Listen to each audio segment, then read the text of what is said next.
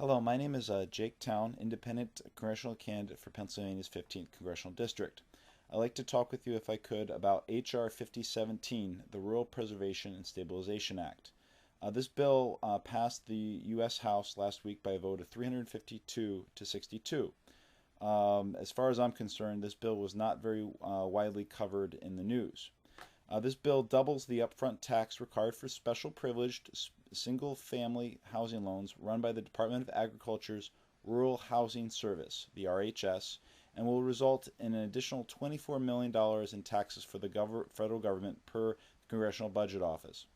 I am opposed to the RHS government subsidies and special favors given to special groups, as this is not the purpose of the federal government. There is no constitutional authority that creates the authority for Congress to do this, and the most practical step for Congress to take is to figure out how to best phase this program out. That said, instead of raising the entry tax, I would rather freeze the entire program and proceed to phasing it out. The boon that is given to these privileged rural families is paid for by the taxpayers who must provide the funds required. Since government has nothing, in the end, subsidizing special loans in the rural areas will simply make living there easier for the loan recipients at the expense of everyone else in society. The bill is simply centralized socio-economic planning that shifts the population from land requiring lower costs to land requiring higher costs. It does not increase the total wealth and prosperity of our country.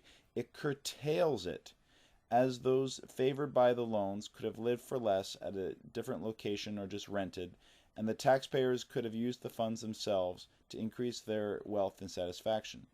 Obviously, the salaries of the bureaucrats who run the RHS are not totally insignificant as well.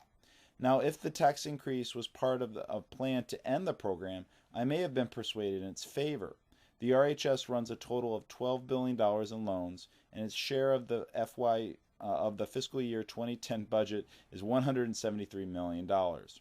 This tax is not proposed as part of a phase-out, but simply because the RHS program will run out of funding in May 2010 per the CBO, the Congressional Budget Office.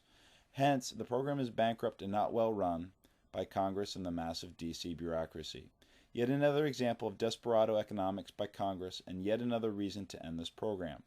However, the bill's sponsor, Paul Kondrasky of Pennsylvania, also stuck in a $30 billion expansion of the loans the RHS is allowed to guarantee in 2010. This will more than triple the current RHS subsidies. I condemn the expansion of the federal government in today's pressing economic times in the strongest possible terms. The incumbent representative, Congressman Charlie Dent, voted for this measure for reasons unknown. The Democrat challenger, John Callahan, has not stated an opinion on this bill to my knowledge.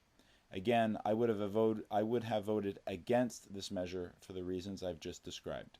Thank you very much for your time, and feel free to visit Towne for Congress, Towne, for Congress.com to learn more.